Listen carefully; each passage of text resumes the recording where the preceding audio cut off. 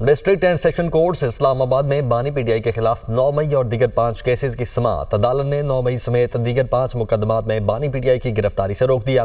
عدالت نے 27 جنوری تک بانی پی ٹی آئی اور بشریٰ بی بی کی گرفتاری سے روک دیا۔ عدالت نے بانی پی ٹی آئی اور بشریٰ بی بی کی ضمانت قبل از گرفتاری میں توسیع کر دی۔ اویس عباسی اسلام آباد سے ہمارے ساتھ موجود ہیں۔ اویس، کیا ڈیٹیلز ہیں؟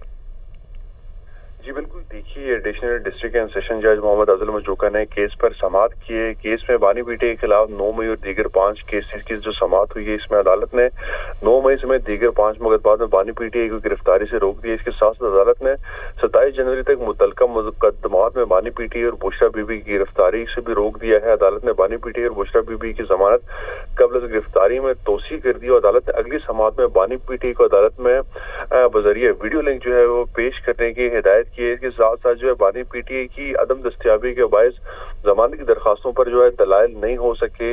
عدالت نے ضمانت کی درخواستوں پر سماعت جو ہے وہ 27 جنوری تک ملتوی کی ہے۔ اس میں جو ہے بانی پی ٹی آئی کے خلاف 9 میں اقدام قتل، جعلی رسیدوں سمیت دیگر مقدمات درج ہیں اور بشریٰ بی بی کے خلاف مبینہ جعلی رسیدیں جمع کروانے کا مقدمہ جو ہے وہ درج ہے۔